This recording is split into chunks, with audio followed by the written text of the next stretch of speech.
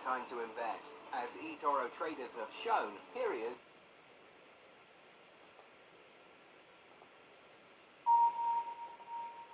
It's really hard to be truly happy when you're not being yourself. And most of us have no clue who we are.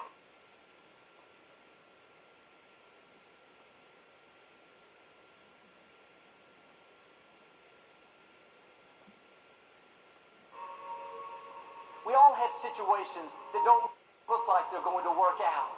We don't see how we can get well, how we can accomplish a dream, how our family will be restored. All the circumstances say it's not going to happen. How much of life do you feel like you control, or how much does life control you? Do you tend to control more of what's going on, or events controlling you? If you focus on what you can't control, if you focus on the past, if you focus on what's missing from your life constantly, that pattern of focus will make you frustrated, overwhelmed, depressed. It won't even matter if you're taking antidepressants. If you keep focusing on what you can't control, what's missing from your life, you're going to feel depressed still. You can take as many antidepressants as you want. Focus equals power. Complaining, crying, whining, griping. A Bible word called murmuring. See, that'll ace your future. Spend 5 minutes complaining, and you have wasted 5. And you may have begun what's known as economic cancer of the bone. Surely they will soon haul you off into a financial desert, and there let you choke on the dust of your own regret. And not only is it important for you to know it's possible for you to choose your future, but it's necessary that you work on yourself, that you develop yourself. It's necessary that you get the energy drainers out of your life, people who don't want anything, people who are not striving, people who are not challenging themselves, people who aren't growing, people who have stopped dreaming. It's necessary that you align yourself with people and attract people into your business who are hungry, people who are unstoppable and unreasonable, people who are refusing to leave life just as it is and who want more. My mother used to say, birds of a feather flock together. If you run around with losers, you will end up a loser. It's necessary that you get the losers out of your life if you want to live your dream.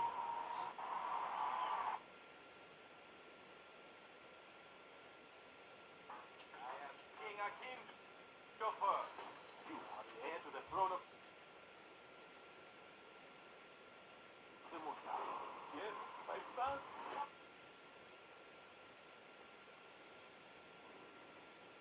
The challenge of life, I have found, is to build a resume that doesn't simply tell a story about what you want to be, but it's a story about who you want to be. It's a resume that doesn't just tell a story about what you want to accomplish, but why. A story that's not just a collection of titles and positions, but a story that's really about your purpose. Because when you inevitably stumble and find yourself stuck in a hole, that is the story that will get you out. What is your true calling? What is your dharma? What is your purpose? You can't connect the dots looking forward. You can only connect them looking backwards. So you have to trust that the dots will somehow connect in your future. You have to trust in something, your gut, destiny, life, karma, whatever. Because believing that the dots will connect down the road will give you the confidence to follow your heart, even when it leads you off the well-worn path. And that will make all the difference. Just stand. You keep standing. You keep standing, no matter how rough the sea, you keep standing. And I'm not talking about just walk. You keep standing. No matter what, you don't give up. It doesn't matter to me any longer how long I live. What matters to me most is how I live. I ask y'all one question. A question that I was asked all my life by a third-grade dropout. How you living? How you living? Every day ask yourself that question, how you living? Here's what a cook in the dining center would suggest you to live this way. That you would not judge, that you would show up early, that you'd be kind, that you'd make sure that that servant's town is huge and used, that if you're going to do something, you do it the right way.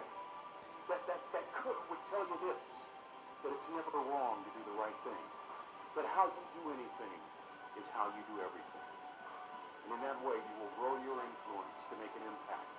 In that way, you will honor all those who have gone before you, who have invested in you. Look in those unlikeliest places for wisdom. Enhance your life every day by seeking that wisdom and asking yourself every night, how am I living? One person can change the world by giving people hope. So if you want to change the world, start each day with a task completed. Find someone to help you through life. Respect everyone. Know that life is not fair and that you will fail often. But if you take some risks, step up when the times are the toughest, face down the bullies, lift up the downtrodden, and never ever give up. If you do these things, the next generation and the generations that follow will live in a world far better than the one we have today. And what started here will indeed have changed the world for the better. Гениальности можно научиться, в волшебстве есть система. Я всегда говорю, что мое...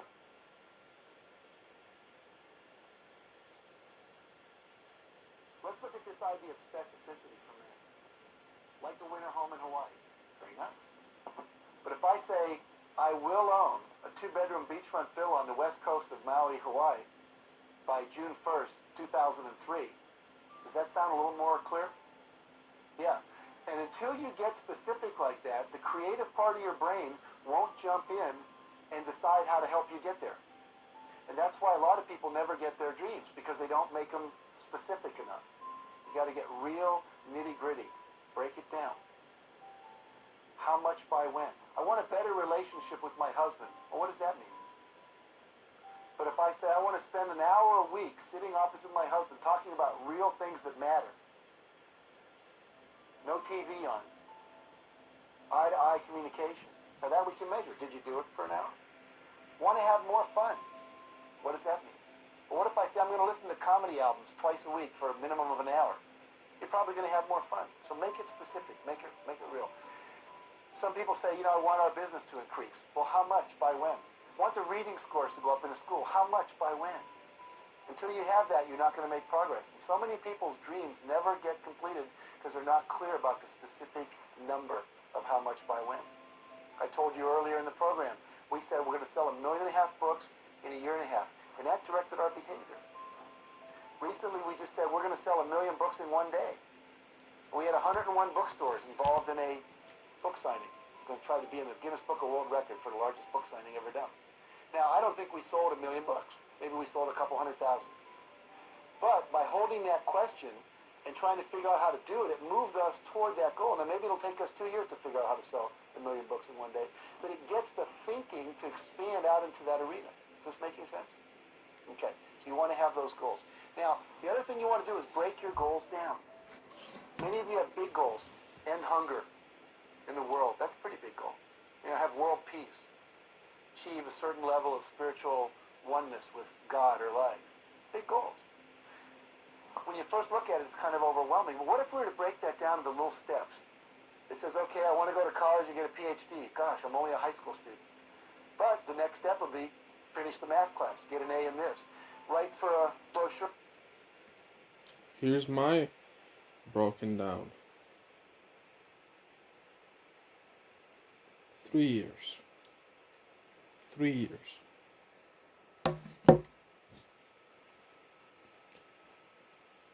$2022. From January to December. $30,000. One apartment. 2023. $30,000 from January to December. Second apartment. 2024. January to December. $30,000. Third apartment. 3 apartments. 400 live per month rent each. 3 times 400, 1,200 live per month. Freedom. That's my plan for the next 3 years, starting January 1st, 2022.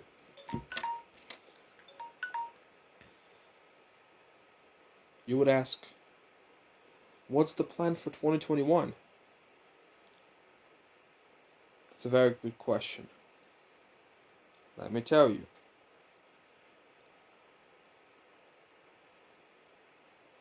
Get 300 million views. 150 million views on evangelism, and 100 million views on my brand. Working out, fitness, training. That's this year. That's the goal. I'm going for it right now, this very second. Maximizing everything I have in my life right now. Everything. Sure, from a college, get a catalog. Pick 1 or 5 colleges that I want to apply to. Just keep breaking it down to little steps and then figure out how to get all those steps done and put a date by each step. And then start doing the plan. Someone said if you fail to plan, you're planning to fail. Does that make sense? Yeah, absolutely. One of my friends said, success by the yard is hard, by the inch it's a cinch. We just break it down into small pieces. I was reading the Guinness Book of World Records because we were thinking about being in there, and this guy set a goal to eat an entire bicycle, tires and all. Now, how do you do that, right? Well, it took him 17 days. But what he did is he kept cutting the bicycle up and then melting it down into little swallowable pieces, and he ate them. I don't know how much stayed in, but he ate them, right?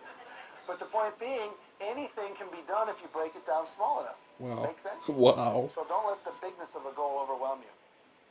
I don't know if you'd agree with me on this, but in many ways, one of the key factors to legendary success isn't your natural ability. It's not whether you have the right product. It's not whether you're in the right field. It's not whether you've had a blessed background. It's not whether you have the right IQ. I want you to really think about and deconstruct and play with, maybe later tonight in your journal. I want you to deconstruct this idea of confidence. And it seems like a very simple word, but just think about it in your own life. When you have confidence, or we could even call it fire, when you have that fire within you, that confidence, that interior bravery, you almost have this power to do whatever it takes to get your brave vision done. You see, in this world, it's not about, in many ways, your strategy in your business or your ability in your life. It's about this thing called confidence. And we've all had these times in our lives when we are full of confidence. And what other people see as a problem, we simply do see as an opportunity. Other people see it as a stumbling block or a wall, and we see it as a stepping stone or this solution. And so confidence is something that you really want to wire in. Confidence is something you really want to develop. Confidence is a practice. Confidence is a muscle. And like any muscle, the more you focus on it and practice it and train it, the stronger your confidence is going to grow. And I just have to say it again. When you are at a place in your life when there is an ongoing, steady stream of confidence moving through your mindset, moving through your heart set, you do the heroic in your business and you achieve the remarkable in your life.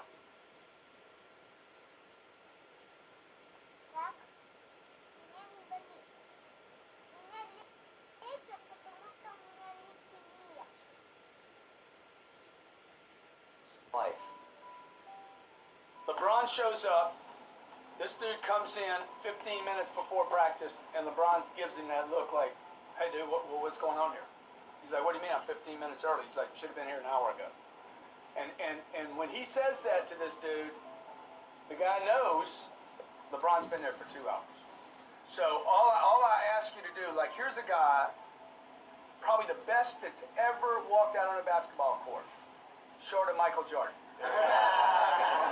But both of them had one thing in common. They worked. Okay? It wasn't about just their talent. It was about their work ethic. People knew them for their work ethic. So just ask yourself this week, do people know you for your work ethic? Are people like, man, you work hard?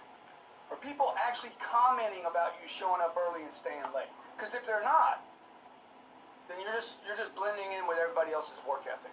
At the end of the day, talent will not win the game. It is work ethic that will win the game.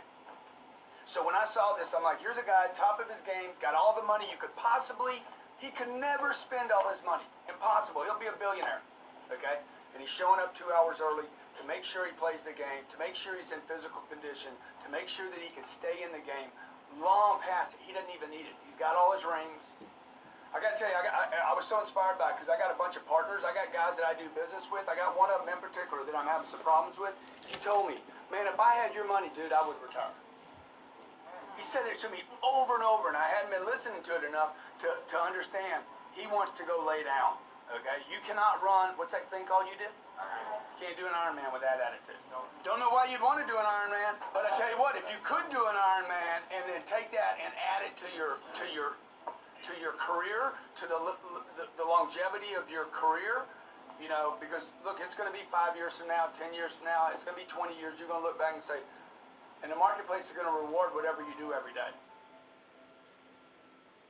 It's easy to discard, say, 10 terrible ideas and go after the one good idea, but when you start to get a little bit of momentum, you can drown yourself in good opportunities that aren't great opportunities. And if you scatter your focus, you try to do 17 different product lines, you can kill your business really easily, particularly when you have a small team. So I think asking yourself repeatedly, what is the one project, the one initiative, the one campaign that, if successful, will render the rest of these things either unnecessary or much, much easier? What is that one step? And you know, I've called it this lead domino before, but what is the one thing on this list of 7 different campaigns that will make all the other ones irrelevant or much easier? How do you, I mean, that's a tough answer, isn't it? Because they all sound good. Yeah, I think they can, and I think that what it comes down to oftentimes is it returns back to measurement. So how are we defining success? Like if we want to grow the company, let's just say, what does that mean? In 3 months, 6 months, what are we measuring? Why are we measuring those things? And you know, what is a sort of a comfort goal? Meaning like, okay, we think we can easily hit this number. What is a stretch, and what is like, hallelujah, we threaded the needle, and then come up with a really concrete number to tackle. And once you have that number, then you can look at those 5 and say, all right, which of those are going to serve us right now? And I'm dealing with that increasingly so, because I have all these different branches of content and activities and angel investing and so on. It's very easy for me to get scattered. It's never been easier. So I have to continually ask that type of question. What's your main focus now? If you had to boil it down to one. My main focus right now is building my podcast, Tim Ferriss Show, up to a point where it's consistently in the top 10 to 15 on iTunes, so that I can establish a presence and name recognition in Hollywood and entertainment, which I can leverage then for the TV show and film projects that I'll be expanding into in the next 3 to 9 months. And specifically what that means is targeted advertising for the podcast, specifically towards people who are producers, agents, actors, directors in Hollywood and New York City. All of that can be quantified.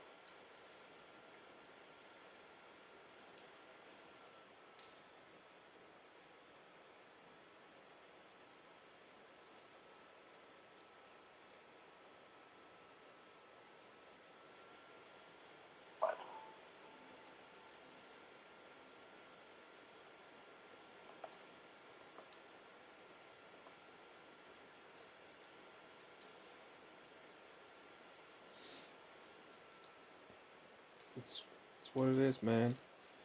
Just do it. You do it, bro. You go and do it, man. You don't ask. You don't beg. Just go and do it, man. Just go and freaking do it. That's all you do. Well, think the one thing that discipline definitely does help you with is it helps you get things done. And when you get things done, when you actually do things, you have more success. If you have more success, and sometimes a big part of success is just not being fucking lazy and just doing it. Yeah. That's like 90% of it is just showing up.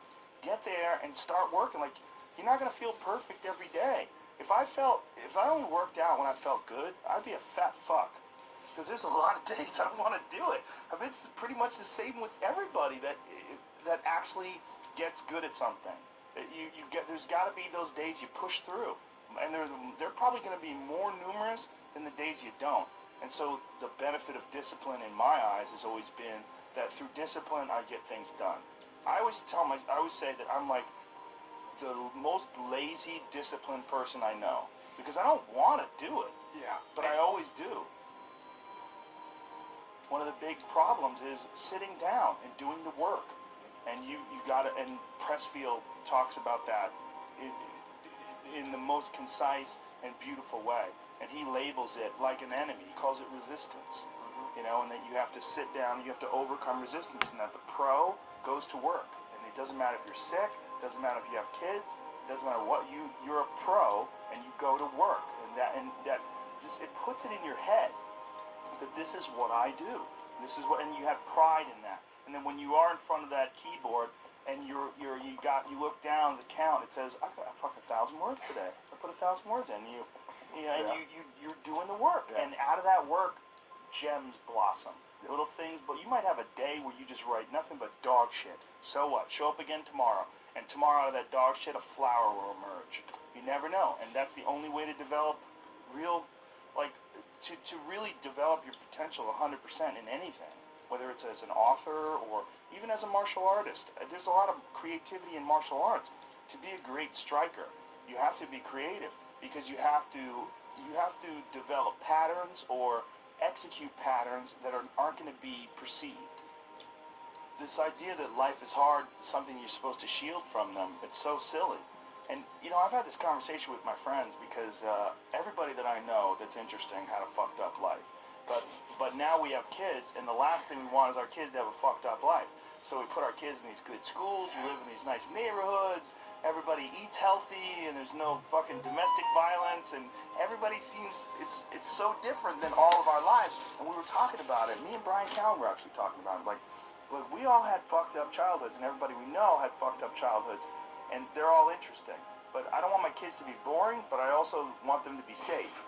So it's like, how do you approach that? I mean, I think you get involved. This, what I've chosen to do is get my kids involved in martial arts and give them the opportunity to pursue difficult things, and understanding that through pursuing these difficult things, like in accomplishing stuff, like you learn something about yourself. You learn that you have this ability inside of you to overcome. Get obsessed with life improvement. Find things that you enjoy doing that are difficult. Do them and get better at it. Seems so simplistic. It seems like a ridiculous, idealistic point of view, but it's effective. Well, you need some amount of pride and some amount of ego to get good at things in the first place, because it's such a counterintuitive notion, because you have to have a belief in yourself. You have to be able, like when you start out at jiu-jitsu, you're a white belt. Like, I remember being a white belt and being like, oh my God, I am fucking never gonna get good at this. I'm gonna suck forever. But to look at people who are better than you and know they had to have sucked at one point in time. Okay, there's somewhere along the end of this tunnel, there's got to be a light. I just got to keep going. Yeah. And that takes ego, and right? Ego, yeah, I was going to say, I mean, ego drives, you to be successful, me to be successful. Ego is what's driving you. The problem is when you let ego go too far. Yeah. And, everything takes balance. And there's a dichotomy in everything. Every part of you has a dichotomy. You can get so into the physical aspects of things that you end up like doing a bunch of steroids and going crazy and ruining your health. Right? Yeah. That's not good. Right. The other end of the spectrum, you can sit around and play video games and turn into bodybuilding is a great example of that, because when you start lifting weights, you're like, God, I'd like to be stronger. And you start getting a little bit bigger. You're like, oh, look at that, I got a muscle. Woo, this is cool. And then you keep going, and then you keep going. But some guys get so fucking crazy, they won't stop until they have 22-inch arms. And they want to have thighs that are so big, they have to walk like they've got a barrel in between their legs. And, you know, and they just can't help it. They just take it to some completely unhealthy place. Yeah, it's rough. Yeah, well, it's just the nature of trying to get good at something. You got to recognize what's good and what is just fucking insane. For some people, especially, they're just experiencing way too much pressure, and that pressure a lot of times it's just an imbalance in perspective. And some of it's I was talking to this mom once. Her daughter does gymnastics with my daughter, and we were talking about kids killing themselves where she used to live. She used to live in one of the really wealthy tech areas outside of San Francisco, and a bunch of kids that went to school with her daughter that were like 15, 16, were jumping off bridges and shit. Like it was like an epidemic. And they were trying to figure out what the fuck is going on, and they're literally calling it affluenza. That these affluent kids and their families are literally worth $1 billion. You know, I mean, everybody's super rich, and they're having this insane pressure like before high school and in high school to be in Ivy League schools and to get 4.0s and all, and they're not having any fun, and they're not experiencing life, and they don't have any hope in their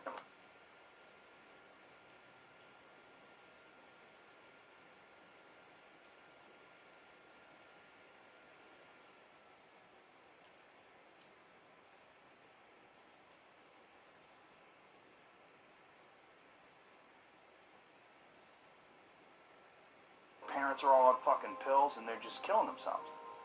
For some people out there that aren't feeling good, man, if you just fucking struggled more, you get over that struggle, you feel better. It sounds so simplistic, but I swear by it. I felt shitty myself, and then forced myself to work out, and after I get out of there, I'm like, whoa! 100%. Fucking It's 100% guaranteed. It's hard for people to break momentum, too. Momentum that's good momentum or momentum that's bad momentum. When I get when I get on a good groove of working out all the time, I feel it. Like after I'm done working out, I'm like, yeah, I can't wait to get in there again. I can't wait to work out again. That's the good momentum. But then there's that bad momentum, like you get injured or something like that, and you can't do anything for a couple of weeks, and then to try to get that kickstart that motor up again, it's hard to get momentum. But there's a lot of people that are eating shit food, and then by the end of the day, your body's in a crisis. Your body's just processing all this bullshit. And if you're eating a big, bullshit lunch filled with nonsense, like, your body's got to process all that stuff. And so at the end of the day, yeah, you're going to lose your willpower. So, like, when 5 o'clock, 6 o'clock rolls around, you're going to be tired. But if you have a healthy lunch and, you know, you're properly fueled, and then you also have positive people in your life, everyone's motivated, by the end of the day, you're going to feel good. Whatever the fuck your thing is, just go and do it. Just force yourself to do it. And if you feel like shit because you ate lunch, then your lunch was, you know, filled with bullshit, well then, hey dummy, don't eat shitty lunch tomorrow. Tomorrow try a nice salad. You know, try a salad with some salmon and see how you feel then. You're like, hey, I feel way better today at 6 o'clock. Duh. Now your decision making will be better. Like, people don't understand how significant it is. Like, all these little decisions, those are like that's the path for the rest of your existence on Earth. And if you decide to go to fucking Cheetos chocolate chip cookie route, you're just making a shit path. You're carving your fucking path through broken rocks and glass, and it's not the way to go. You know what else doesn't exist in a day-to-day life? A place where it's okay to be a man. It's actually okay to be a man. It's okay to have man thoughts. Like, everybody's so toned down and neutered. It's like human resources and corporate life has watered down people's natural behavior to the point where people are just dying on the inside, sitting in these fucking cubicles, rotting, just freaking the fuck out, having all these thoughts they can't entertain, having to pretend to be